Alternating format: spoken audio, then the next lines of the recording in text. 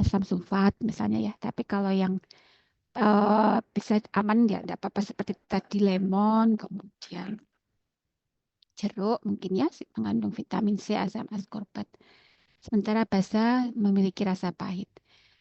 Untuk menguji suatu senyawa termasuk asam atau basa, kita bisa menggunakan kertas lakmus.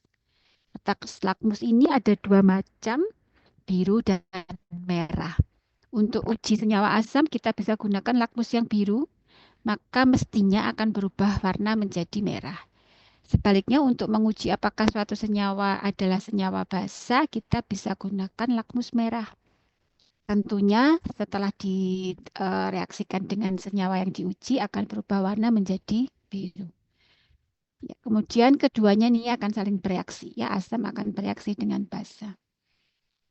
Nah, karena tadi dikatakan asam ini dapat saling bereaksi, begitu ya. Artinya dia akan mudah terionkan, maka asam basa ini punya kekuatan, gitu ya. Punya apa? Bisa diukur statusnya, kekuatan asam maupun kekuatan basanya. Hal ini dapat dilakukan dengan uji coba sebagaimana berikut ini ya. Kalau yang ini tadi sudah saya sampaikan, kita bisa gunakan lakmus, apakah lakmus merah ataupun lakmus biru untuk menguji apakah suatu senyawa termasuk di asam atau basa. Nah, beberapa ilmuwan mempelajari lebih dalam tentang asam dan basa ini ya. Di dunia asam basa ini akan dikenal empat tokoh penemu teori asam basa. Yang pertama adalah Arrhenius, kemudian yang kedua dan ketiga ini adalah Bronsted Lowry. Ini akan bersama-sama menemukan satu teori konsep tentang asam basa. Kemudian yang ketiga adalah Gilbert Newton Lewis. Ya, jadi kita akan mengenal tiga teori tentang asam basa. Teori asam basanya Arrhenius, teori asam basanya Bronsted dan Lowry, serta teori asam basanya Lewis.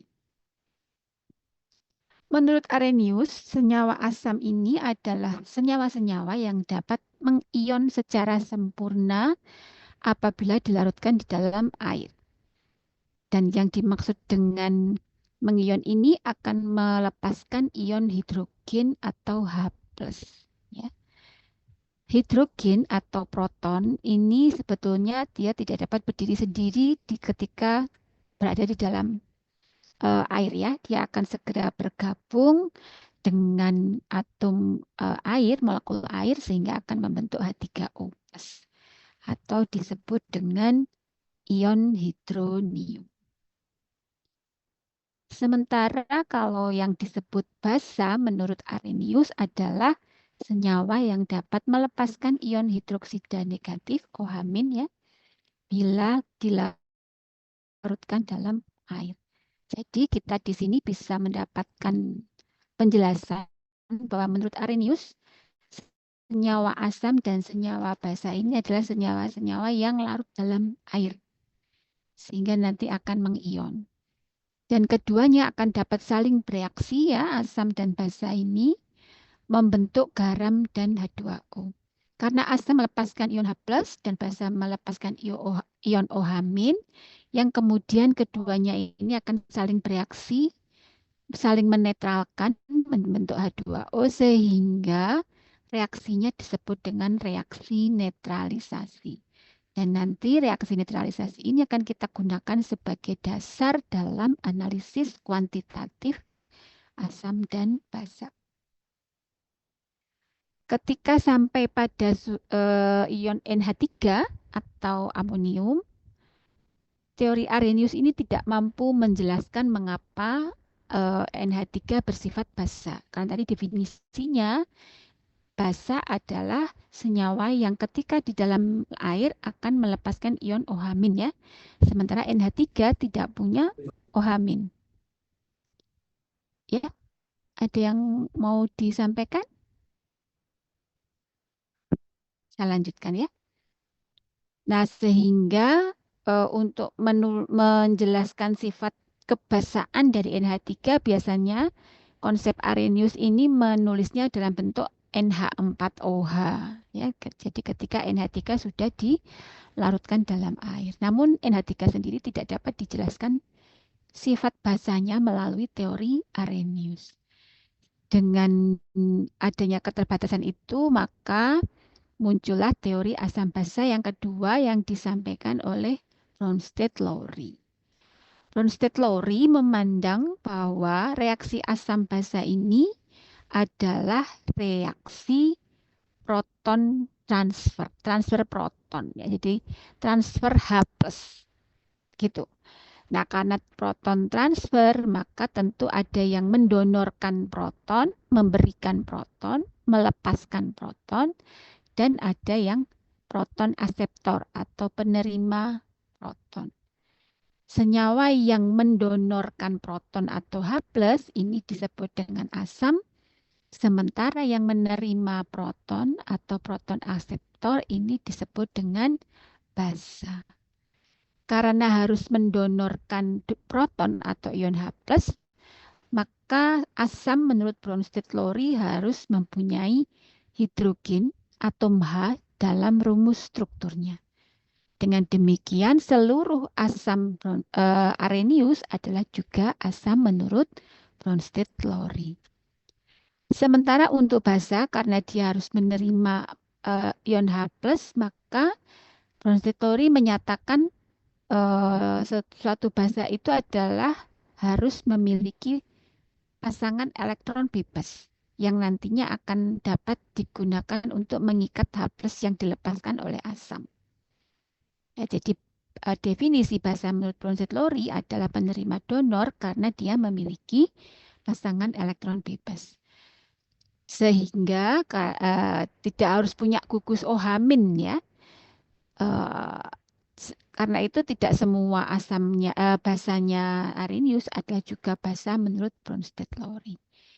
Dan hal itu mampu menjelaskan mengapa NH3 ini bersifat basa meskipun tidak melepaskan ion OH-. Karena NH3 memiliki satu pasangan elektron bebas yang dapat mengikat ion H+.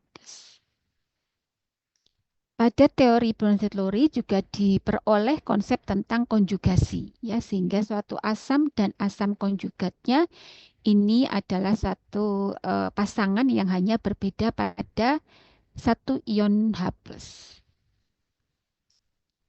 Berikut beberapa contoh reaksi asam basa dan penjelasan tentang pasangan konjugat.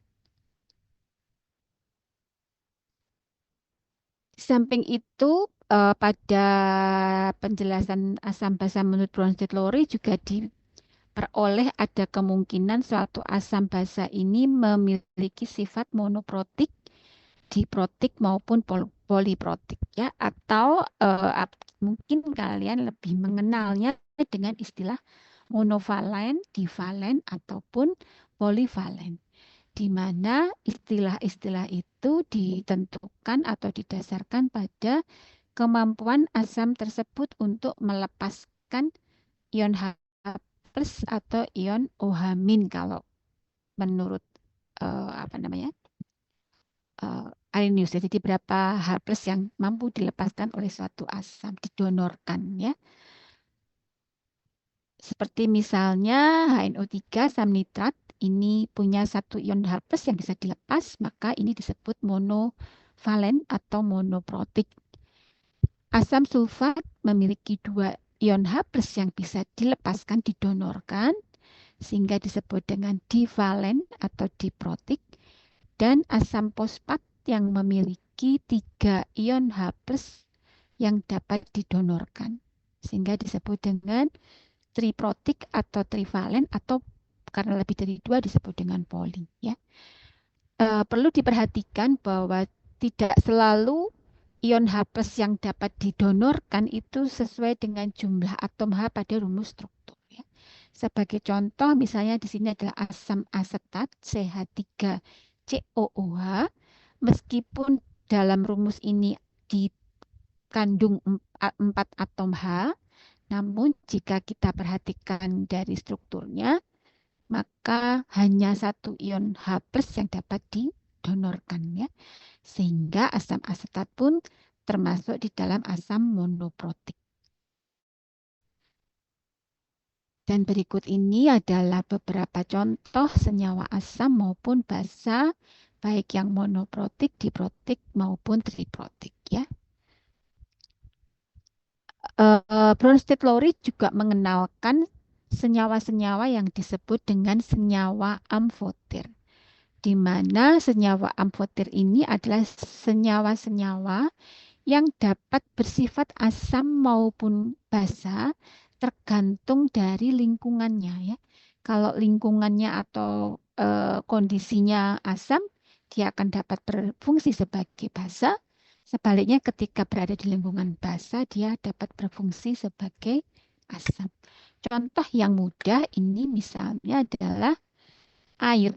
Air ini dapat mendonorkan proton, tapi sekaligus bisa juga menerima proton ya. Dia dapat berfungsi sebagai asam maupun basa. Ya, ini adalah contoh beberapa senyawa amfoter baik asam maupun basa. Nah, penjelasan tentang asam dan basa menurut Bronsted Lowry ternyata tidak mampu menjelaskan keasaman dari senyawa yang disebut dengan BF3 atau boron trifluoride ya, di mana BF3 ini adalah suatu senyawa yang bersifat asam.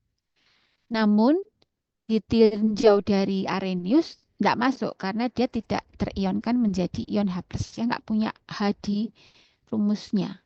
Demikian juga ditinjau dari Bronsted Lowry, tidak ada proton yang bisa didonorkan di sana ya. Sehingga kemudian Louis memperluas begitu ya konsep tentang teori asam basa. Kalau tadi Bronsted Lowry memandang asam basa dari aspek proton, maka Louis melihatnya dari elektron. Reaksi asam basa merupakan reaksi transfer elektron. Ya, jadi bukan di protonnya tetapi di elektron. Dan asam menurut Louis adalah senyawa yang mampu menerima pasangan elektron. Sementara basa adalah senyawa yang mendonasikan pasangan elektron. Definisi ini tidak saja mampu menjelaskan BF3 sebagai senyawa asam yang dia dapat menerima pasangan elektron bebas, tetapi juga mampu menjelaskan NH3, sifat kebasaan dari NH3 karena dia memiliki satu pasangan elektron bebas yang dapat didonorkan ya. Dengan demikian, ketiga teori asam basa itu saling melengkapi. Mulai dari yang Arrhenius, kemudian dilengkapi oleh Bronsted Lowry tadi terkait dengan senyawa-senyawa asam yang tidak punya, senyawa basa yang nggak punya OH- ya. Dan dilengkapi lagi oleh Louis untuk menjelaskan sifat-sifat asam dari senyawa-senyawa yang nggak punya rumus, di rumusnya nggak ada atom H-nya. Ya, dan ternyata air pun kalau dijelaskan dari teori Louis, dia dapat bersifat sebagai asam maupun basa. Ya, ini ya, jadi BF3 dan NH3 ini secara clear dapat dijelaskan oleh Louis. Kalau dirangkum ketiga teori ini, maka Arrhenius tadi meninjau dari aspek ionisasi. Ionisasi asam menjadi H+, basa menjadi OH-, sehingga hanya terbatas pada senyawa-senyawa yang hanya larut dalam air. Sebaliknya, Bronsted Lowry memandang dari transfer proton sehingga dapat memperluas cakupan menjadi senyawa yang tidak larut dalam air. Dan terakhir, Louis meluaskan lagi meninjau dari aspek transfer elektron bebas dan akhirnya dapat merangkum atau mengcover juga senyawa-senyawa organik yang lain yang tidak tercover di dua teori yang lain ya. Baik itu adalah teori asam basa. Berikut ini contoh tentang asam basa dan apa namanya konjugatnya ya sesuai dengan teori dari Bronsted Lowry tadi. Anda nanti bisa mencoba sendiri di rumah. Nah, karena ada terionkan tadi menurut Arrhenius ya, maka senyawa ini bisa kita bedakan berdasarkan kemampuannya untuk mengion. Suatu eksperimen dilakukan dengan cara merendam dua elektroda pada suatu larutan asam atau basa ya. Dan kedua elektroda ini dihubungkan dengan satu dengan sumber arus atau sumber energi dalam hal ini baterai. Satu lagi dihubungkan dengan lampu. Kemudian cairan yang di dalam wadah ini akan diganti-ganti mulai dari HCl, H2SO4, NaOH, CuOH 2 kali, NH4OH, CH3COH, dan H2O. Semuanya dalam konsentrasi 0,5 molar ya. Nah, ternyata ada 3 fenomena yang mungkin untuk terjadi. Yang pertama, dengan diberi larutan itu, maka lampunya akan menyala dengan terang. Dan ternyata itu berlaku untuk HCl, H2SO4, NaOH, dan CaOH 2 kali. Sementara alternatif yang kedua adalah lampu menyala tetapi redup ya, remang-remang gitu, nggak jelas, nggak terang benderang. Dan itu berlaku untuk NH4OH dan asam asetat. Sementara ketika wadah ini diisi dengan air, ternyata tidak mampu menyalakan lampu. Nah, HCl, H2SO4, NH4OH, dan CaOH 2 kali atau kalsium hidroksida ini digolongkan sebagai senyawa-senyawa asam kuat atau basa kuat. Sementara NH4OH dan asam asetat ini digolongkan sebagai asam dan basa lemah. Ya. Jadi, dan ini contoh-contoh basa asam kuat ataupun basa asam lemah yang lain ya. Asam klorida, asam bromida, asam nitrat, asam sulfat ini termasuk asam-asam kuat. Asam fosfat, asam karbonat, asam asetat ya, ini termasuk senyawa asam lemah. Basa kuat itu termasuk di NaOH, CaOH 2 kali, BaOH ya, SrOH 2 kali. Sementara yang lemah adalah amonia termasuk AlOH 3 kali. Dan kekuatan asam ini tadi dipengaruhi dari kemampuannya mengionkan ya. Asam-asam kuat itu hampir sempurna, mendekati 100%, semua asamnya akan terionkan.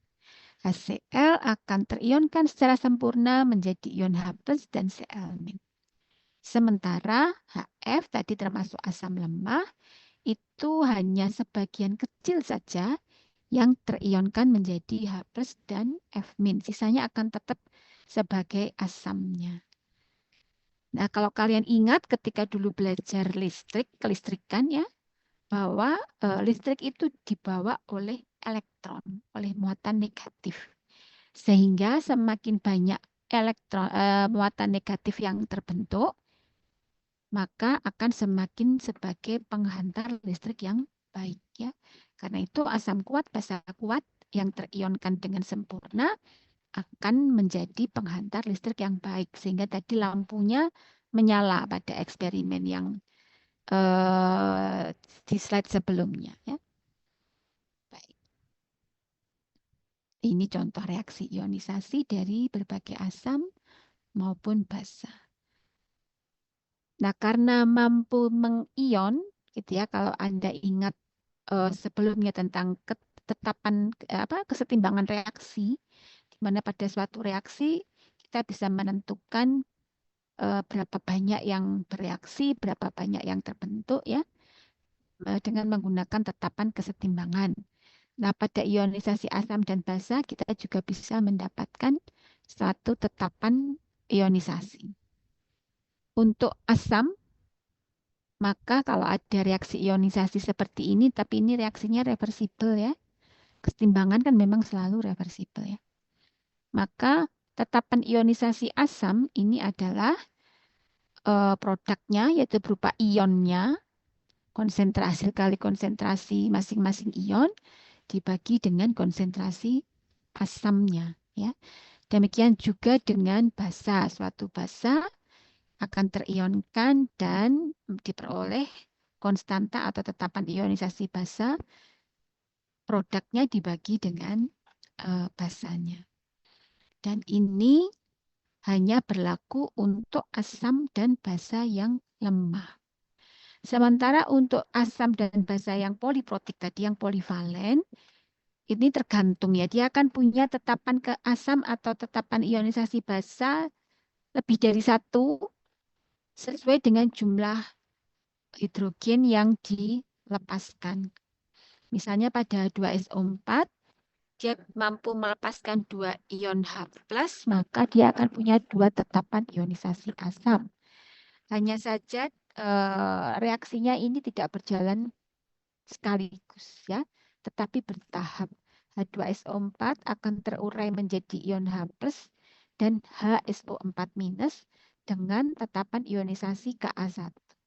Selanjutnya HSO4- ini akan berlanjut bereaksi terurai menjadi H+ dan SO42- dengan tetapan ionisasi Ka2. Jadi tidak berjalan satu langkah ya, tetapi langkahnya adalah sesuai dengan jumlah ion H+ yang bisa dilepaskan. Nah, karena tadi kita bisa menghitung konsentrasi asam dan juga ionnya, maka bisa ditetapkan nilai dari tetapan ionisasi asam. Berikut ini adalah beberapa nilai dari Ka atau tetapan ionisasi beberapa senyawa ya. Nah, yang perlu diingat adalah nilai dari Ka ini cukup bervariasi ya. Yang paling besar ini -2, pangkat -2. Yang paling kecil bisa sampai dengan pangkat -10. Ini ada maknanya ya. Karena tadi rumus Ka adalah produk dibagi reaktan, maka jika value atau nilai dari Ka ini semakin besar, ini artinya asamnya semakin kuat ya, karena artinya ionnya jumlahnya banyak dibandingkan reaktannya, dibandingkan asamnya. Jadi semakin besar nilai Ka, maka increasing acid strength. Kekuatan asamnya semakin besar. Untuk yang poliprotik ya, seperti asam fosfat dan seterusnya, maka biasanya nilai yang paling kuat itu adalah di Ka1.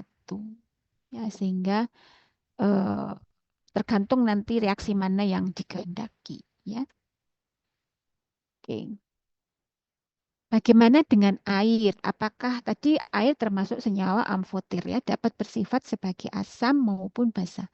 Artinya air ini juga bisa terionkan mestinya ya secara teori. Tetapi kita lihat tadi dia tidak mampu menyalakan lampu ya ketika diuji dengan menggunakan elektroda dan sel elektrokimia dan batu baterai tadi. Air nggak mampu menyala, lampunya nggak menyala begitu. Jadi sebetulnya air ini kalau diukur dengan ampermeter alat ya alat voltmeter atau ampermeter yang peka ini juga termasuk elektrolit. Artinya dapat terionkan. Sehingga ini adalah reaksi ionisasi air H2O menjadi H+ dan OH-, sehingga punya tetapan kesetimbangan seperti ini ya. Ionnya dibagi airnya. Dan kalau tadi di asam ada tetapan ionisasi asam dan tetapan ionisasi basa, di air punya sendiri. Ya. Dia nggak masuk di asam, nggak masuk di basa, memiliki tetapan ion air tersendiri yang disebut dengan Kw. Dan Kw ini adalah konsentrasi ion H+ dikali konsentrasi ion OH-. Berdasarkan eksperimen yang dilakukan, maka pada temperatur 25 derajat Celcius diperoleh nilai KW adalah seperti ini ya, 10 pangkat min 14.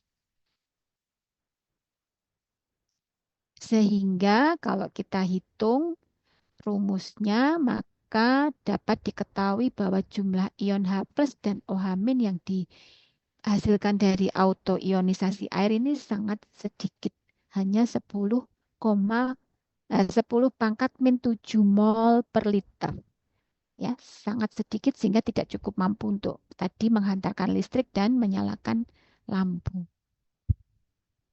Nah, oke, itu tadi terkait dengan tetapan ionisasi ya bagi asam, basa maupun air.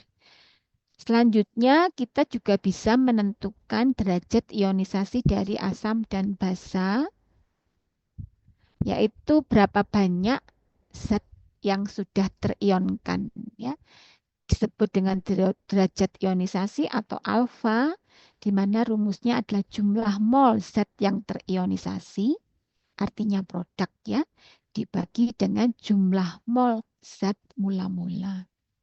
Asam-asam kuat ini tadi kita sudah mengetahui bahwa kalau asam kuat itu hampir sempurna terionkan ya. Semua berubah menjadi ion H+ dan Cl- sehingga derajat ionisasi untuk asam-asam kuat itu setara dengan 1, dianggap 1. Demikian juga dengan basa-basa kuat ya, akan disetarakan dengan 1. Sementara untuk yang asam lemah atau basa lemah kita akan bisa menghitung berapa derajat ionisasinya. Ya, ini ada contoh suatu asam asetat ya yang diketahui konsentrasinya 0,1 molar, 0,1 mol per liter, memiliki alfa atau derajat ionisasi sebesar 0,0134. Dan Anda diminta untuk menentukan tetapan ionisasi asamnya ya. Derajat ionisasinya sudah diketahui 0,0134. Kemudian mula-mulanya adalah 0,1 mol per liter. Yang terionkan adalah tentu tadi rumusnya alfa adalah yang terionkan dibagi mula-mula. Sehingga yang terionkan dapat dihitung dari hasil kali alfa dan konsentrasi mula-mula ya, sehingga diperoleh seperti ini.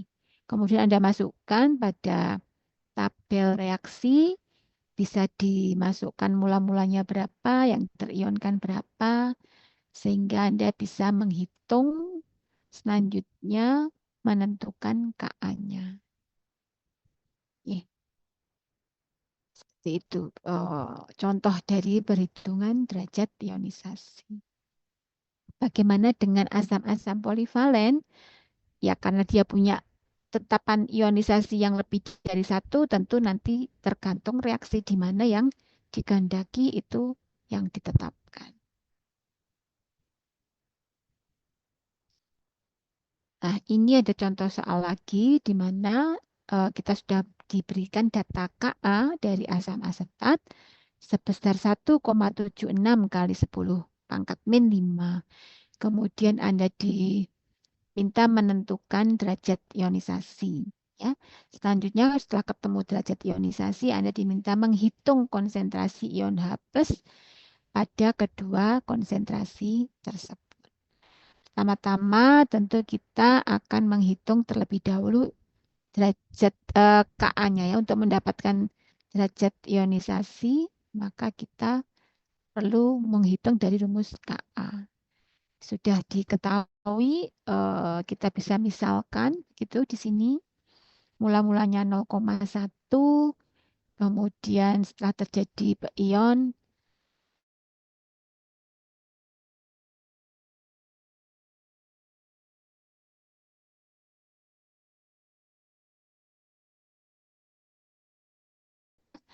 mendapatkan asumsi dari jumlah ion yang ada.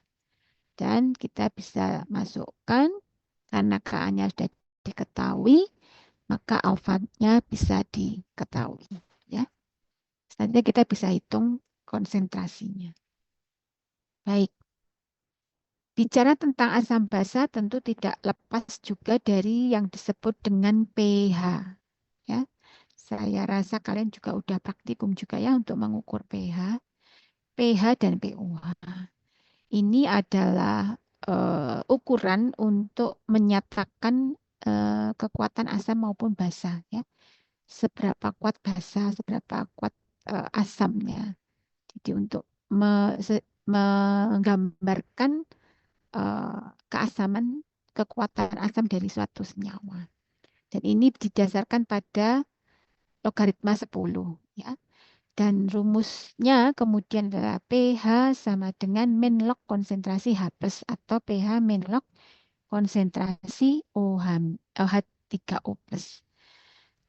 Pada eh, slide yang sebelumnya kita juga tahu ada tetapan ionisasi air ya, PKW tadi yang nilainya 10 pangkat min 14 dan PKW ini adalah sama dengan pH ditambah pOH. Nilainya 14. Kalau pH itu min log konsentrasi ion H+, maka pOH adalah min log konsentrasi OH-. Yang dimaksud dengan pH adalah tadi mengukur konsentrasi ion hidronium dalam suatu larutan secara skala logaritma 10 ya. Artinya apa? Artinya larutan dengan pH 1 itu akan 10 kali lebih kuat daripada larutan dengan pH 2. Gitu ya. Nah, eh, larutan dengan pH 1 maka akan memiliki konsentrasi ion H plus 10 pangkat min 1 mol per liter ya atau 0,1 molar. Dan dari sini kemudian dikategorikan 3 macam kondisi asam keasaman ya. Larutan asam itu jika pH-nya kurang dari 7 atau memiliki konsentrasi ion H plus-nya lebih besar dari 1 kali 10 pangkat min 7. Sebaliknya, suatu larutan dikatakan larutan netral jika pH-nya sama dengan 7 atau konsentrasi ion H plus-nya sama dengan 10 pangkat min 7 molar. Sementara senyawa atau larutan basa dikatakan sebagai larutan yang bersifat basa jika pH-nya lebih besar dari 7 atau asam kandungan H3O plus-nya, konsentrasi H plus-nya kurang dari 10 pangkat min 7. Skala ini kemudian disusun menjadi 1 sampai 14. Ya, pH ini skalanya adalah pH 1 sampai pH 14. pH 1 berarti konsentrasi ion H plus-nya adalah 10 pangkat min 1 molar. pH 14 artinya konsentrasi H plus-nya adalah 10 pangkat min 14 molar. Ini beberapa contoh senyawa ya yang uh, kita ketahui pH-nya. Ya, coba Anda perhatikan di sini apa yang saya ingin Anda hati-hati juga adalah Coca-Cola ya atau minuman bersoda ya ada Fanta, ada Sprite, ada Coca-Cola maupun minuman bersoda lainnya hati-hati ini pH-nya cukup asam ya 2,5 sehingga untuk adik-adik yang punya lemah di lambung hati-hati ya jangan minum minuman berkarbonasi ketika perut kosong. Kemudian jus jeruk ya itu 3,5. Teh ini juga masih ada sifat asamnya ya. Sehingga untuk beberapa orang yang memang sensitif gitu dengan minum sedikit teh saja lambungnya sudah terganggu. Kemudian ya sabun ini termasuk yang basa-basa ya. Oke. Ini skala tadi diuraikan atau didetilkan begitu dalam angka-angka akan kita lihat pH netral, pH-nya 7, pOH-nya juga 7. Senyawa asam misalnya ini pangkat min 1 maka pH-nya 1 dan pOH-nya 13. pH 14 itu artinya pOH-nya 0 ya dan seterusnya. Bagaimana cara mengukur pH? Kita punya beberapa teknik untuk mengukur pH. Yang sederhana menggunakan indikator ya atau tes strip seperti ini. Kelemahannya ini tidak terlalu precise, tidak terlalu detail ya. Dia akan mampu membedakan perbedaan pH jika bedanya 1 sampai 2 pH unit. Jadi kalau misalnya antara pH 3 sama 3,5 kita nggak akan bisa membedakan. pH 1 dengan pH 2 mungkin masih bisa dibedakan. pH 2 dengan pH 4 jelas bisa dibedakan ya.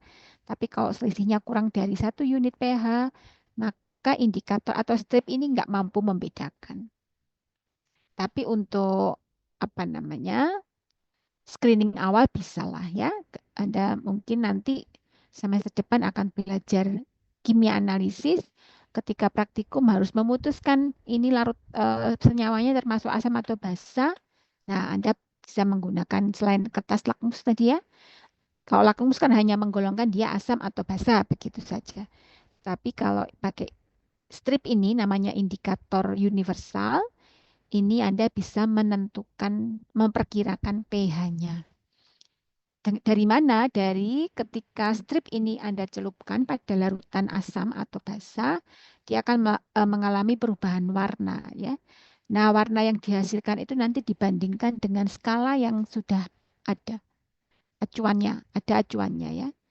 Nah, seperti ini gitu. Sehingga kita bisa, oh kalau warnanya hijau misalnya ini di pH 7, kalau orange pH 2. Atau kalau dengan yang strip model ini di sebelah kiri, ini ada 4 kotak ya. Komposisi 4 kotak ini warnanya beda-beda, itu nanti akan menentukan pH-nya.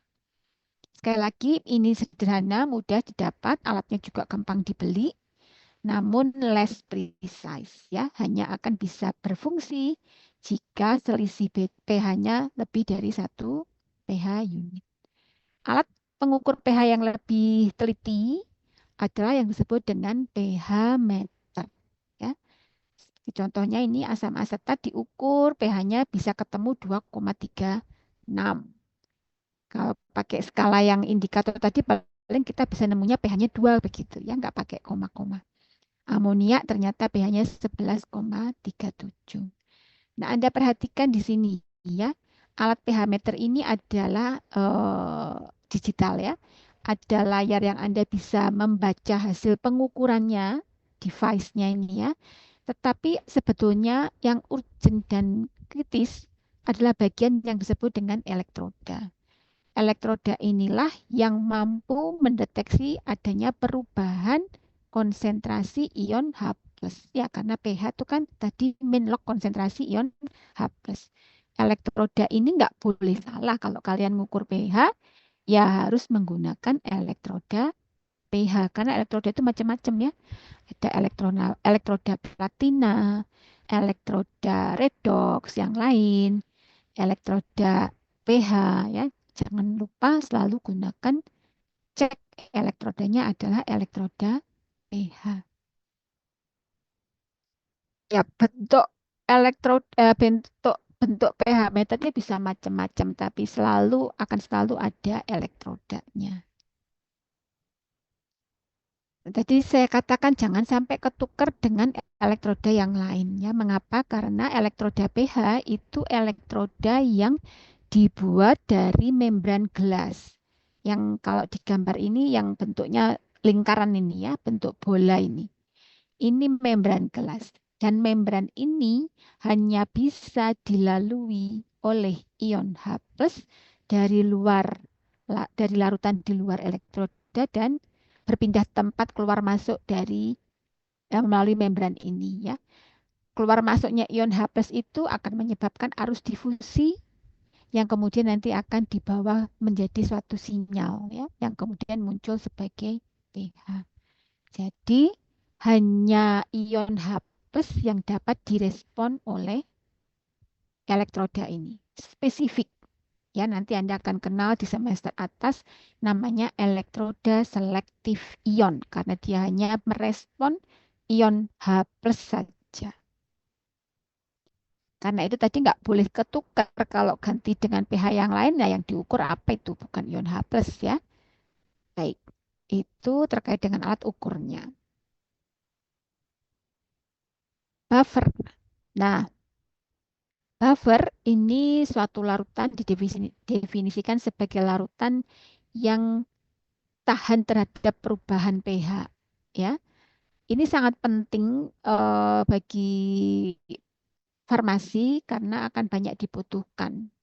Contoh misalnya ketika Anda membuat larutan sirup obat, ya. Suatu obat itu ketika berada pada larutan biasanya akan punya pH stabil. Dia stabil di pH berapa begitu ya. Nah, pada saat pH ini berubah entah karena misalnya kena suhu yang ekstrim sehingga senyawa di dalam sediaan itu ada yang rusak gitu ya dan menyebabkan pH yang berbeda, maka bahannya juga jadi ikut rusak bahan obatnya dan tidak berfungsi. Sehingga perlu dijamin bahwa perubahan pH yang terjadi itu dapat dikendalikan, dapat diantisipasi ya. Tidak sedemikian terasa, tidak mengakibatkan sampai rusaknya senyawa obat. Itu salah satu contoh ya. Sehingga pengetahuan tentang buffer itu menjadi cukup penting. Ini adalah gambaran ilustrasi bagaimana perubahan pH dapat diantisipasi oleh penambahan senyawa buffer. Yang biru ini adalah air murni, ya. Sementara yang merah ini adalah air murni yang sudah ditambah dengan buffer asetat. Di mana buffer asetat itu adalah campuran dari asam asetat dan ion asetat, ya, acetic acid dan asetat ion. Asam asetat dan ion asetat ya, campur garamnya. Nah, Anda lihat di yang biru ini, jika kemudian kedua larutan ini ditambahkan katakanlah 0,01 mol asam atau 0,01 mol basa, ternyata yang air itu akan berubah cukup drastis pH-nya ya.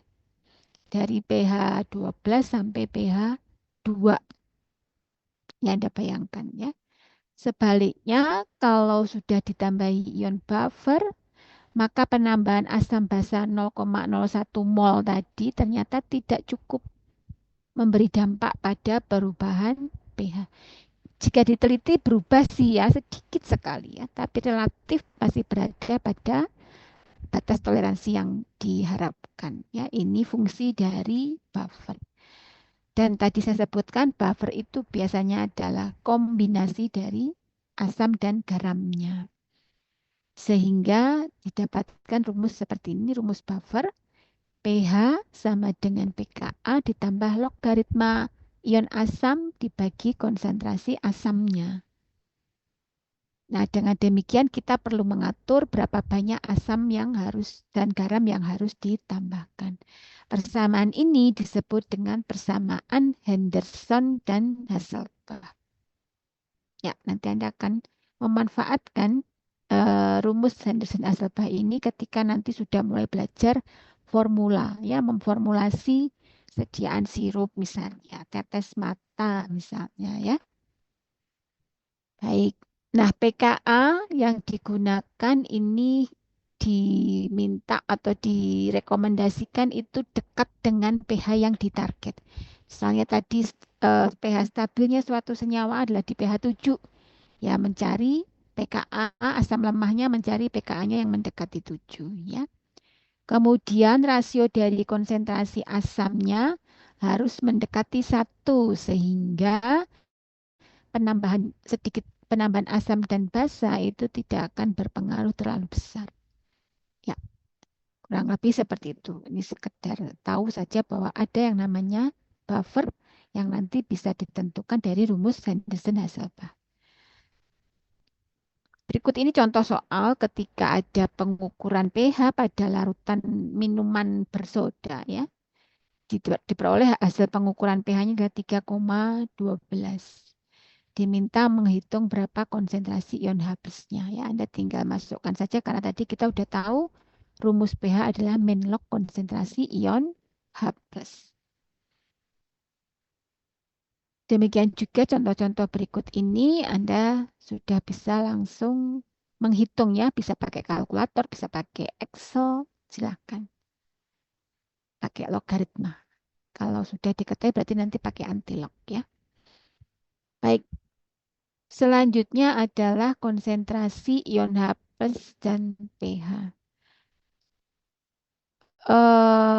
Asam dan basa kuat. Ketika kita mengukur pH dari asam atau basa kuat, maka kita bisa menentukan konsentrasi itu dari konsentrasi asam atau basanya. Misalnya adalah NaOH. Maka untuk menentukan jumlah konsentrasi ion H plusnya, Anda tinggal menghitung pOH-nya dan OH-nya ini dihitung dari konsentrasi awal NaOH-nya ya. Nanti kita lihat ada contohnya. Sementara kalau berupa asam atau basa lemah, maka ion H plus dan OH-nya ini akan bergantung pada alfa dan Ka atau Kp. Ini contoh, misalnya adalah pada asam atau basa lemah ya. Tadi Ka rumusnya kan ionnya dibagi asamnya ya. Jadi konsentrasi H plus konsentrasi A minus dibagi konsentrasi HA. Dan apa namanya? Konsentrasi ion H plus ini adalah konsentrasi derajat ionisasi ya, mohon maaf. Derajat ionisasi adalah konsentrasi ion juga dibagi konsentrasi asamnya sehingga ini kita bisa masukkan awal mulanya konsentrasi asam. Kemudian ketika sudah terjadi proses ionisasi dengan derajat ionisasi alfa, kita dapat menentukan jumlah ion H plusnya dan A minusnya adalah alfa kali konsentrasi asam. Sehingga bisa kita tentukan yang atas dan juga yang mengion sejumlah berapa karena koefisien reaksinya sama ya. Sehingga pada kondisi setimbang ion asamnya, konsentrasi asamnya adalah dikurangi CaX kali alfa ya. Dan itu kita masukkan ke rumus Ka sehingga kita bisa menghitung konsentrasi H plusnya adalah akar dari tetapan ionisasi asam dikali konsentrasi asam. Ini pada asam lemah. Ya. Jadi pada asam lemah, maka konsentrasi ion H plus adalah akar dari tetapan ionisasi asam dikali konsentrasi asam. Demikian juga untuk basa lemah, maka konsentrasi OH min adalah akar dari ionisasi tetapan ionisasi basa kali konsentrasi basanya. Oke, ini adalah contoh misalnya kita diminta menghitung HCl 0,1 molar.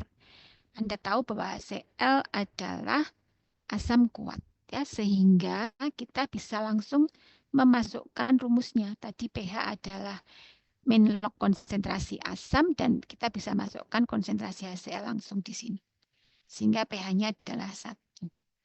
Bagaimana dengan NaOH? Sama ya. NaOH 0,1 molar berarti pOH-nya yang 0,1 molar. Sehingga kita bisa tentukan pH-nya dari 14 pKw ya dikurangi pOH. Oke, selanjutnya yang HCN ini asam lemah punya Ka ya. Tadi konsentrasi ion H plusnya adalah akar dari tetapan ionisasi asam dikali konsentrasi asamnya. Demikian juga yang D dan yang E. Ya, nanti bisa dipelajari lebih detail. Bagaimana dengan garam? Karena asam dan basa kalau bereaksi akan membentuk garam. Berapa pH akhir dari garam yang dibentuk dari asam dan basa? Maka tergantung dari kekuatan asam atau basa yang bereaksi. Ketika garam yang dibentuk berasal dari asam kuat dan basa kuat, maka bisa kita tentukan lebih awal bahwa pH garamnya adalah pH netral. Sama-sama kuat ya, pH-nya 7. Sebaliknya, ketika garam ini terbentuk dari reaksi asam lemah dan basa kuat, maka hasil akhir garam ini akan punya pH ikut yang kuat.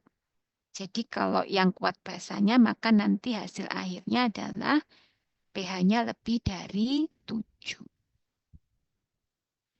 Sementara kalau garam ini dari basa lemah dan asam kuat, maka hasil akhirnya ikut asam. Ya, karena yang kuat yang asam, maka garamnya akan memiliki pH di bawah 7. Kalau dua-duanya lemah, asamnya lemah, basa lemah, dan membentuk garam, maka sangat bergantung pada nilai Ka dan nilai Kb-nya. pH akan sama dengan 7 jika nilai Ka sebanding dengan Kb, lebih besar dari 7 pH-nya jika Ka-nya lebih kecil dari Kb, dan kurang dari 7 jika Ka-nya lebih besar dari Kb. Nah, dari hal itu kita bisa memprediksi KCl ini akan bersifat seperti apa garamnya. Tentu K itu bisa dari KOH ya, Cl bisa dari HCl sehingga sama-sama kuat, maka garamnya mestinya akan bersifat netral. KCN, K-nya kuat, Cn-nya lemah. Jadi mestinya akan punya larutan garam yang bersifat basa. NH4I basanya lemah, I-nya kuat. Ya, sehingga garamnya, larutan garamnya akan bersifat asam. Kita bisa memprediksi seperti itu. Ini contoh perhitungan pH lainnya ya, sama saja. Kemudian, ya ini untuk menghitung konsentrasi ion H+-nya. Oke, sampai di sana terkait dengan teori asam basa dan beberapa atributnya ya, termasuk buffer, termasuk pH, ion H+. Ada yang mau ditanyakan?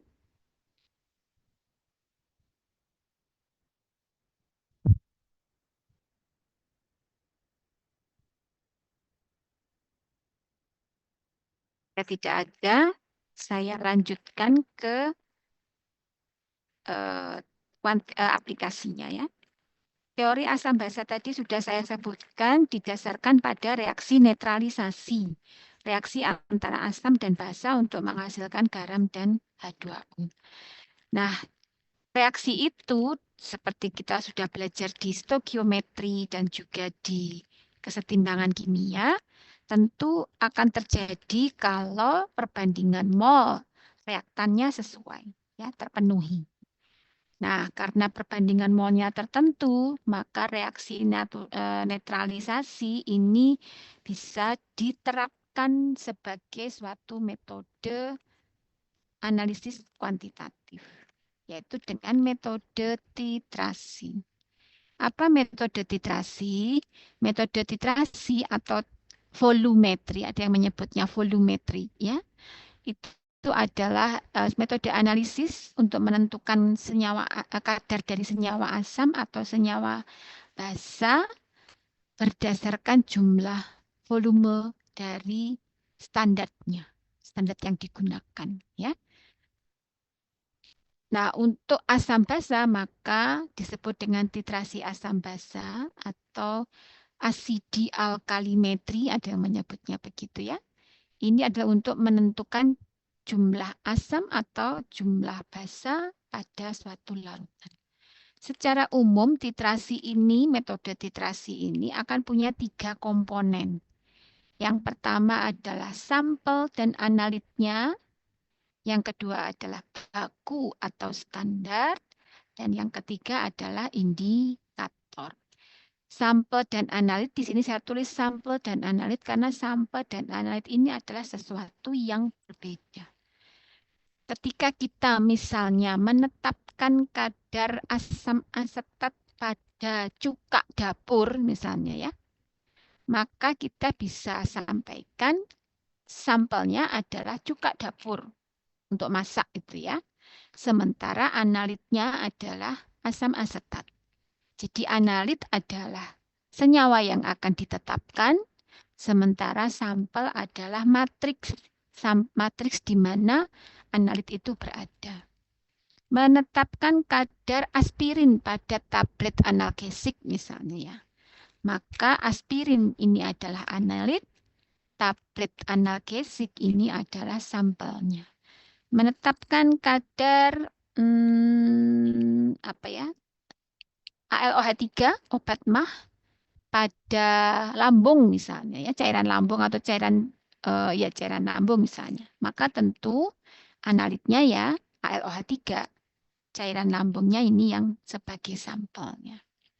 Menetapkan kadar vitamin C pada jus jeruk, kemasan minuman jus jeruk misalnya ya, maka jus jeruk ini adalah sampel, vitamin C adalah analitnya.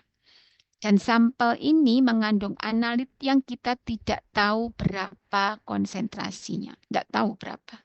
Justru akan dicari tahu pada titrasi, ya. Bentuk dari sampel ini bisa padatan, cairan maupun larutan. Padatan misalnya tablet ya, serbuk gitu ya, liquid misalnya asam-asam pekat, solution misalnya sirup ya. Namun ketika akan ditetapkan secara titrasi, maka bentuk awal ini harus dirubah menjadi larutan, menjadi solution. Yang padat ya dilarutkan, yang cair dan diencerkan, dan seterusnya. Kemudian komponen yang kedua adalah standar atau kita juga sering mengenalnya dengan istilah baku. Standar atau baku ini adalah larutan yang mengandung analit dalam jumlah yang precisely known, yang betul-betul sudah diketahui jumlahnya. Dan biasanya pada titrasi ini akan diletakkan di dalam buret. Precisely known artinya berarti kita yang menetapkan berapa jumlahnya. Dalam artian kita yang membuat, kita yang menimbang, kita yang melarutkan.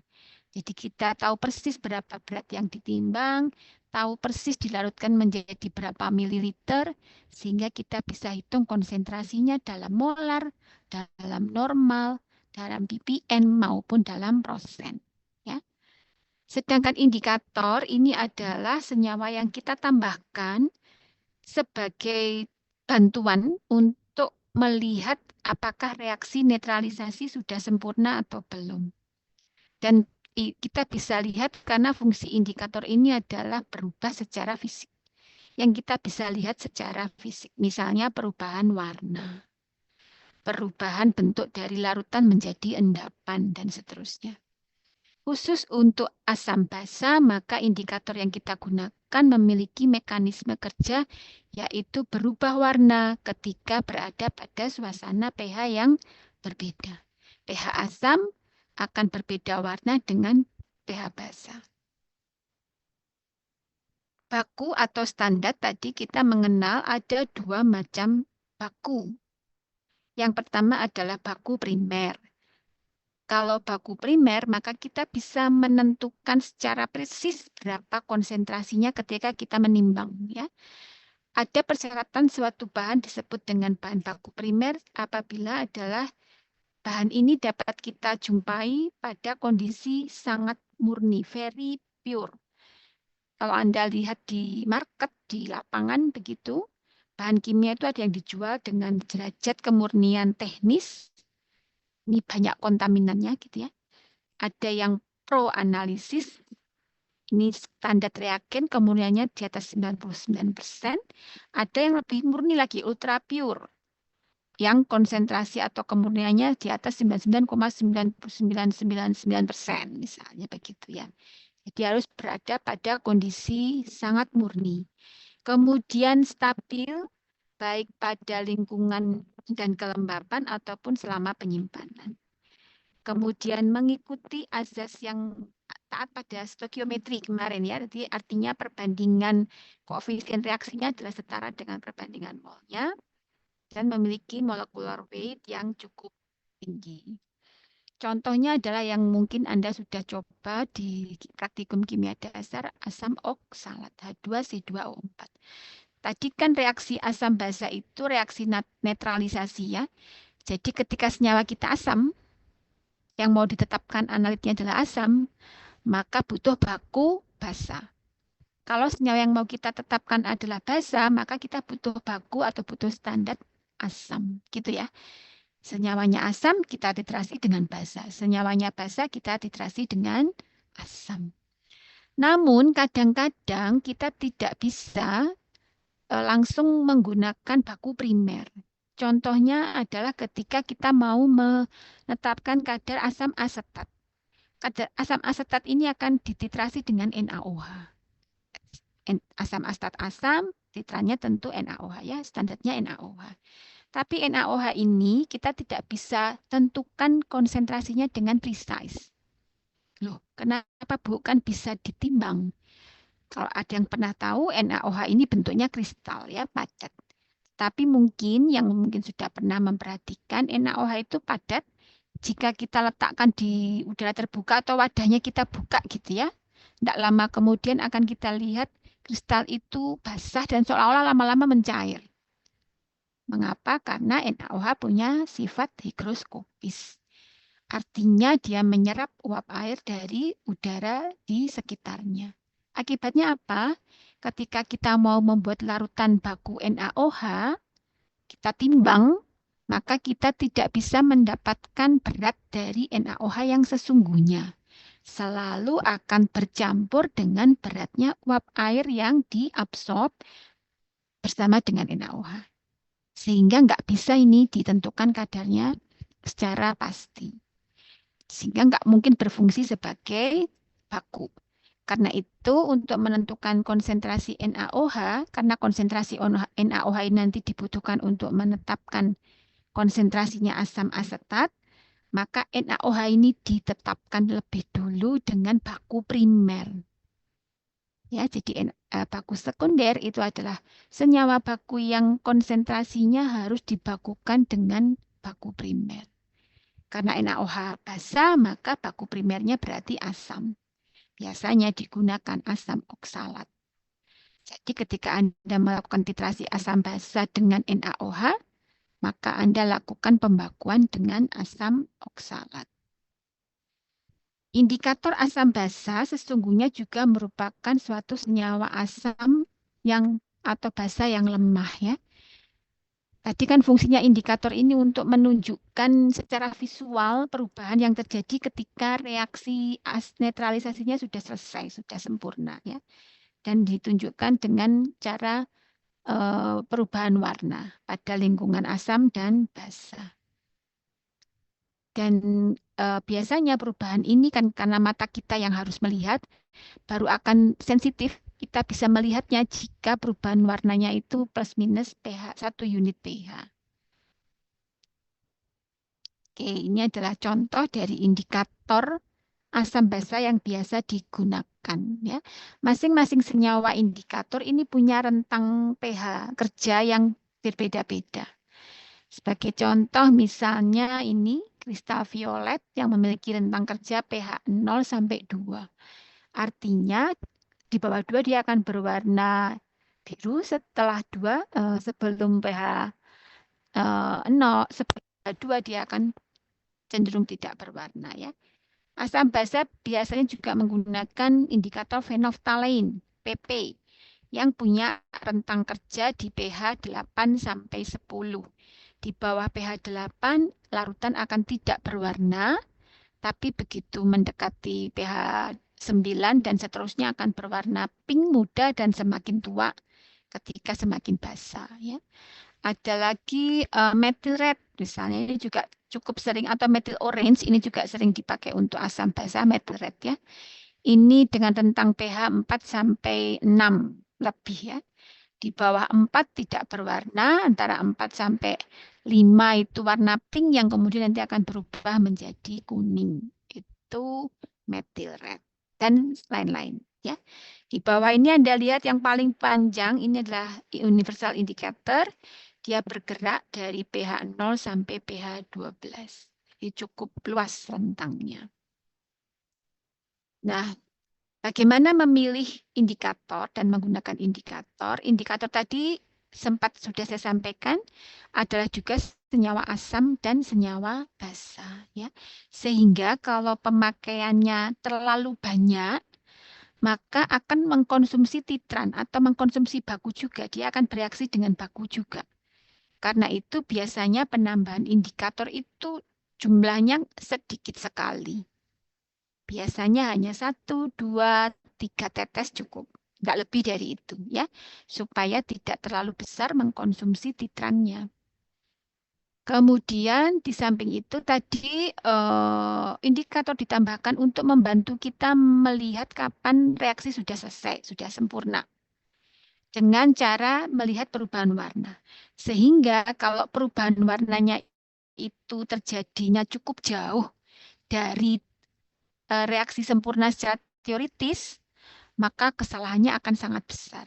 Sehingga kita memilih indikator adalah semakin dekat dengan kesempurnaan reaksi yang terjadi secara teori. Ya, artinya kapan sebenarnya asamnya dinetralkan oleh basa. Ini kalau kita bisa dapat indikator yang pH-nya dekat dengan itu, maka kita akan mendapatkan titrasi dengan kesalahan yang sangat kecil. Nah, penetralan asam dengan basa atau basa dengan asam secara teoritis itu disebut dengan titik ekivalen. Jadi titik ekivalen itu adalah pH di mana asam tepat dinetralkan dengan basa atau basa tepat dinetralkan dengan asam. Kita nggak bisa lihat, itu bisa dihitung secara teoritis, ya. Namun ketika kita menambahkan indikator dan indikator menunjukkan perubahan warna, ini kita sebut dengan endpoint. Endpoint adalah pH di mana indikator berubah warna. Sehingga jika selisih ekivalen point dengan endpoint besar, kesalahannya juga besar. Selisih endpoint dengan ekivalen point sedikit, kesalahannya juga akan semakin sedikit. Berikut ilustrasinya. Dalam suatu titrasi antara HCl dengan NaOH, asam kuat dan basa kuat, tadi kita sudah belajar bahwa garam yang terbentuk dari asam kuat dan basa kuat akan mempunyai pH netral, ya, pH-nya 7. Jadi nanti pasti ekivalen poinnya adalah di pH 7. Maka kita perlu mencari indikator yang berubah warnanya di dekat pH 7. Itu teorinya. Misal kita punya 3 pilihan indikator. Yang pertama thymol blue. Thymol blue ini akan berubah pH-nya di pH 2. Kemudian ada bromthymol blue di mana pH-nya ini akan berubah di pH 6,8 dan alizarin yellow yang akan berubah di pH sekitar 10-11. Nah, tentu kita tidak memilih thymol blue karena dia akan sudah berubah warna sebelum ekivalen terjadi. Juga tidak akan memilih alizarin yellow karena dia tidak akan berubah warna padahal ekivalen sudah terjadi. Nunggu pH 11 padahal pH 7 sudah selesai reaksinya, ya. Maka pilihannya ada di bromthymol blue. Itu secara ekstrim cara menentukan indikator dan itu dilakukan dengan percobaan, ya. Dan tadi jumlahnya harus kecil sekali, nggak perlu banyak-banyak. Nah, kemudian setelah kita bisa buat bakunya, bisa menemukan indikatornya, kita akan gunakan untuk titrasi. Sebelum ke sana perlu diingat kembali beberapa satuan untuk konsentrasi, ya. Ada persen W per V, berat per volume. Ada konsentrasi persen volume per volume, ya. Ada juga persen gram per 100 mili. Kemudian ada ppm, 1 miligram per 1 liter atau 1 mikrogram per mililiter. Ada molaritas dan ada normalitas. Ini yang lazim digunakan untuk titrasi. Titrasi menggunakan rangkaian alat seperti ini. Kita punya statif, kemudian punya klem untuk memegang buret. Ini buret, ya. suatu tabung yang ujungnya ada kerannya untuk mengeluarkan cairan dari dalam tabung dan ada skalanya. Kemudian ada labu titrasi, biasanya digunakan Erlenmeyer. Standar atau larutan baku masuk di buret ini. Karena nanti kita perlu mengetahui volumenya sehingga dapat digunakan untuk perhitungan konsentrasi sampelnya. Sampel berada di labu titrasi. Ya. Indikator di mana? Masuk ke dalam labu titrasi. Ya, ini hanya menjelaskan tentang reaksi asam basanya ya. Tadi sudah dijelaskan endpoint apa, equivalent point apa, dan bagaimana kita secara ideal bisa mendapatkan endpoint yang mendekati equivalent point. Nah, untuk melihat perjalanan titrasi, kita bisa menggambarkan titrasi itu pada suatu kurva yang disebut dengan kurva titrasi seperti berikut ini. Sebagai contoh, misalnya ini titrasi asam terhadap basa, maka asam sampelnya ya, titrannya atau bakunya adalah NaOH. Mula-mula ketika belum ditambahin oleh titran, kita mendapatkan pH sampel 1 karena memang asam kuat ya. Kemudian perlahan-lahan ditambahkan NaOH sesuai dengan volume tertentu, terus begitu ya, maka akan terjadi perubahan pH. Namun tidak drastis, pH-nya naik sedikit-sedikit gitu ya. Kemudian menjelang terjadinya equivalent point, ya, tadi equivalent point adalah titik di mana asam tepat dinetralkan oleh basa, maka terjadi lonjakan pH yang sangat signifikan, sangat drastis.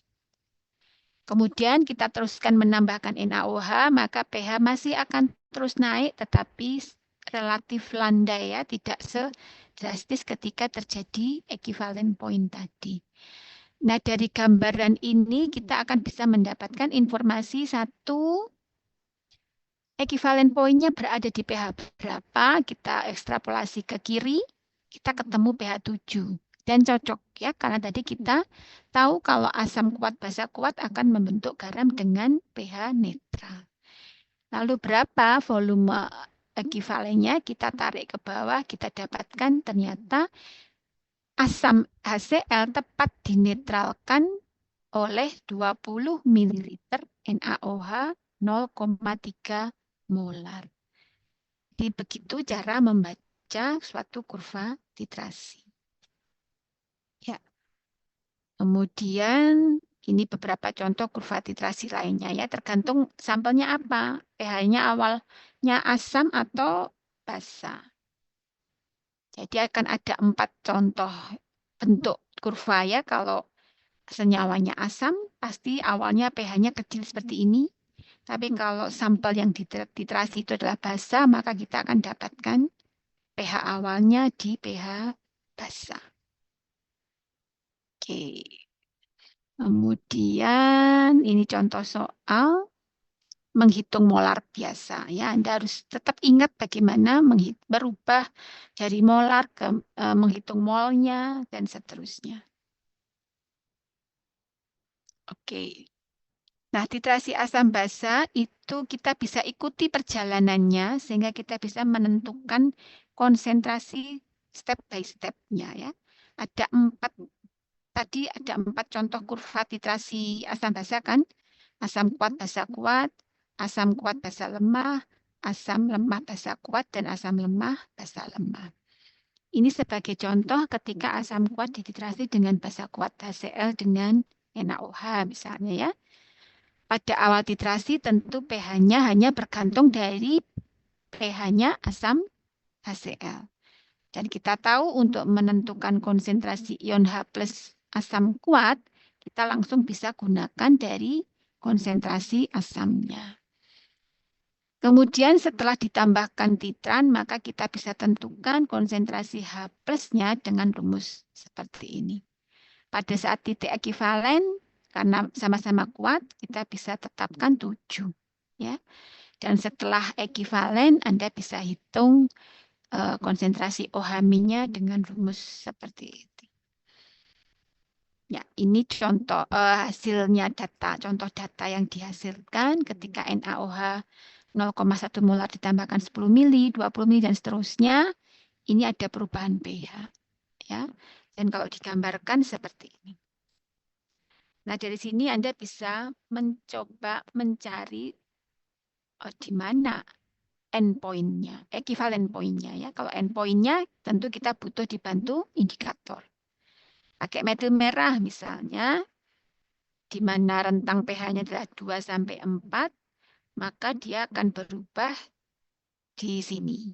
Ya, sementara pakai phenolphthalein endpoint-nya akan di sini. Nah, dari data ini ditambahin 1 mili, diukur pH-nya berapa, begitu seterusnya. Kita bisa lihat ini yang meningkat secara drastis ada kemungkinan di sini atau di sini. Ya, dari pH 2 sampai pH 7 ini berubah 5 unit pH. Dari 7 sampai 10 itu berubah 3 unit pH. Tapi Anda perhatikan bahwa ini 5 unit pH itu diperoleh dari penambahan 5 mili. Sementara ini 3 unit pH hanya dirubah 0,1 mili. Sehingga mestinya ekivalen poinnya ada di sini ya, yang di 50,1. Ini setara dengan itu. pH-nya 7 betul. Ya. Jadi seperti itu pH ekivalennya adalah pH 7. Ini penjelasan mengapa kok di pH 7 kok bukan di pH 2,28 ya. Bagaimana dengan asam lemah dengan basa kuat?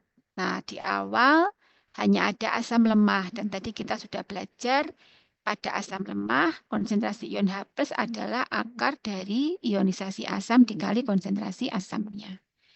Kemudian sebelum ekivalen akan ada rumus buffer ini ya. H+ sama dengan Ka kali konsentrasi asam plus garamnya. Pada saat ekivalen diperoleh rumus ini dan setelah ekivalen dapat ditentukan melalui rumus ini. Ini contohnya asam asetat dititrasi dengan NaOH. Ya, maka akan kita peroleh pH ekivalennya di sini ya ketika ada kenaikan 3 unit pH. Dapat digunakan indikator, masih bisa menggunakan indikator phenolphthalein. Ya, contoh ini asam lemah dengan basa kuat. Awal titrasi pakai rumus Ka kali konsentrasi asam ya akarnya karena asam lemah. Sehingga bisa diketahui pH-nya 2,87. Sementara jika kemudian sudah ditambahkan NaOH sebanyak 1 mili, maka kita bisa hitung. Awal mulanya 1 mili NaOH, ini ya. Karena 0,1 molar kita bisa hitung mol atau milimolnya. Sementara CH3COH-nya mula-mulanya ada 50 mili, 0,1 molar, ada 5 milimol. Namun karena koefisien reaksinya sama semua, maka kita bisa asumsikan produk yang terbentuk juga 0,1 milimol. Ya, sehingga asam asetat yang bereaksi pun juga 0,1 milimol. Dan pada keadaan setimbang selesai, maka yang tersisa adalah 4,9 milimol asam asetat dan masing-masing 0,1 milimol garam dan garamnya ya, sehingga kita bisa hitung pH-nya. Asam kuat dengan basa lemah sama ya, di awal hanya ada asam dan asamnya kuat, jadi kita bisa langsung masukkan ion H+-nya adalah sesuai dengan konsentrasi asam. Contohnya ini HCl dititrasi dengan amonia dan diperoleh pH ekivalennya di sekitar pH 5. Di sini kita menggunakan indikator metil merah. Bagaimana dengan yang protik-protik tadi atau valen tadi ya, polivalen, divalen, trivalen, dan seterusnya. Jika akan digunakan untuk titrasi, maka kita menggunakan kondisi yang terakhir. Karena butuhnya kan reaksi netralisasinya sempurna ya. Sehingga pH ekivalennya dicari adalah yang sudah selesai terakhir. Kalau di sini misalnya HCl dan Na2CO3 gitu ya, maka ya yang kedua yang menjadi catatan atau yang menjadi patokan, sehingga memilih indikatornya adalah indikator dengan pKa yang mendekati pH akhir dari reaksi ionisasinya, ya seperti itu. Ya, ini sama. Oke, kemudian kesalahan titrasi. Jadi suatu titrasi ini tidak bisa kita gunakan langsung di lab ya. Kecuali kalau udah jadi prosedur di Farmakopeia Indonesia ya tinggal pakai. Tetapi kalau ini kita mengembangkan metode baru di lab, maka sebelum digunakan kita harus pastikan dulu kesalahannya nggak besar. Tadi sumber kesalahannya ada di mana? Yaitu ada di pemilihan indikator ya. Ketika selisih antara titik ekivalennya berbeda jauh dengan endpoint yang ditandai dengan perubahan warna indikator. Harus kita pastikan indikator yang kita pilih menyebabkan kesalahan yang dapat ditoleransi.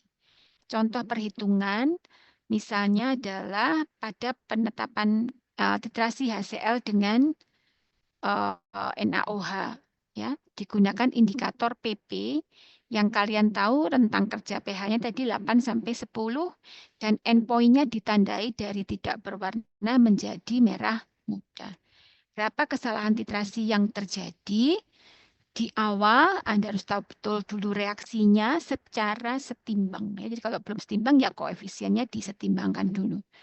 Lalu hitung pH akhir. Karena kebetulan ini asam kuat basa kuat, pH akhirnya pasti 7. Setelah itu Anda bandingkan kalau pH ekivalennya 7 sementara indikatornya rentang kerjanya 8 dan 10, bagaimana kondisi endpoint dan ekivalen poinnya? Ini 7 ini titik ekivalen, 8 ini titik akhir titrasi atau endpoint yang kita lihat perubahan warna. Artinya apa? TE-nya lebih dulu dari TAT. Artinya kita akan melihat perubahan warna indikator dan menghentikan titrasi setelah TE-nya lewat. Harusnya berhenti di pH 7, tapi karena kita baru melihat perubahan warna di pH 8, maka kita baru berhenti di pH 8.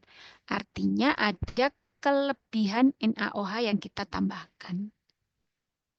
Nah, kita hitung kelebihan NaOH-nya ini berapa. Ya, sehingga bisa dihitung kesalahannya berapa persen. Ternyata kecil ya, 6,87 kali 10 pangkat min 3%. Cukup kecil, sehingga fenolftalein dapat kita gunakan untuk indikator asam basa. Bagaimana dengan metil merah yang punya rentang pH 4,4 sampai 6,2 sehingga kalau digambarkan kita sudah melihat perubahan warna di pH 6,2 sementara reaksi belum sempurna karena baru sempurna di pH 7. Artinya akan ada sisa HCl yang belum ternetralkan oleh NaOH. Nah, sisa HCl yang belum bereaksi dengan NaOH inilah yang kita hitung kesalahannya dan ternyata diperoleh kecil juga ya 4,33 kali 10 pangkat 3%. Sehingga kedua indikator ini dapat digunakan untuk indikator asam basa. Kesalahan titrasi ini Anda perlu tahu secara umum, namun saya tidak mengeluarkan soal hitungan terkait dengan kesalahan titrasi. Ya, jadi tidak ada hitungan untuk kesalahan titrasi. Yang terakhir terkait materi asam basa adalah bagaimana kita mengaplikasikan. Secara umum, titrasi kita gunakan untuk menetapkan kadar asam atau basa secara titrasi dengan rumus ini ya. N1 V1 sama dengan N2 V2. Normalitas asam kali volume asam sama dengan normalitas basa kali volume basa. Ini kan mol dari asam, ini mol dari basa ya. Karena ternetralkan harus sama. Atau kalau pakai normalitas ini diketahui molarnya, maka normalitasnya adalah N kali M. Nah, kalau tadi kita sudah belajar cara merangkai alatnya, maka kemudian kita bisa menerapkan perhitungannya ya. V sampel kali N sampel sama dengan V baku kali N baku. Misalnya bakunya pasti diketahui ya. Tadi kan persyaratan baku adalah kita tahu persis konsentrasinya. Maka volume N baku, normal baku ini kita akan sudah tahu. karena kita yang membuat. Sementara volume baku diperoleh dari buret, ya, dari hasil titrasi. Sedangkan sampel N-nya ini dihitung, kan sedang dicari gitu ya. Sementara volumenya adalah yang kita pipet ke dalam Erlenmeyer. Biasanya prosedurnya akan menjelaskan pipet sampel 10,0 mili, 15,0 mili, 1,0 mili, tergantung prosedurnya ya. Demikian. Contoh penetapan kadar misalnya nih ya, sekian mili asam nitrat dinetralkan dengan KOH sejumlah 0,15 molar 150 mili ya. Maka kita bisa masukkan ke dalam rumus dan kita bisa hitung N dari asam nitrat. Ini nanti Anda kerjakan untuk belajar di rumah ya, penetapan kadar untuk latihan. Kemudian juga bisa digunakan untuk menghitung pH. Anda tadi sudah mengetahui beberapa rumus pH ketika pH-nya asam, basa maupun garam yang dihasilkan dari asam basa. Ini ada beberapa aplikasi pada Farmakope Indonesia. Ini tugas untuk tahun lalu, untuk tahun ini saya tidak berikan tugas. Nanti ada soal-soal hitungan Anda akan sudah diberitahu ya. Oke, saya kira itu yang bisa saya sampaikan terkait dengan asam dan basa. Apakah ada yang mau ditanyakan?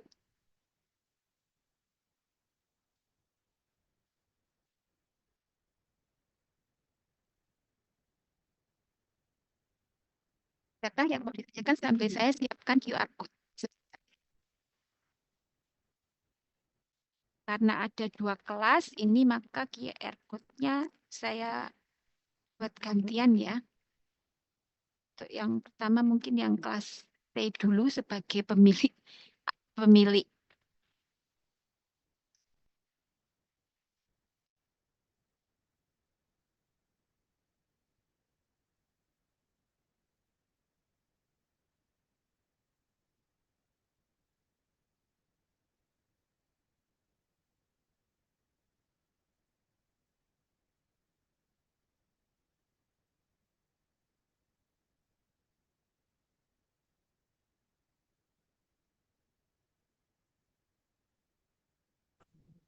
Permisi Bu, tolong tanya. Jadi untuk Ya, penentuan pH-nya itu cuman bisa di lewat indikatornya itu aja ya? Atau penentuan harus pH pakai pH meter juga buat buat itu apa namanya grafiknya? pakai kalau kita sudah kerja sama kurva, maka kita harus pakai pH meter. Nggak Oh bisa oke Bu, pakai terima kasih. indikator. Karena kita butuh yang precise ya. Sebentar, untuk QR code itu saya harus 2 kali kartu kendali. Hmm. Ini kelas kimia dasar C. Tatap muka ke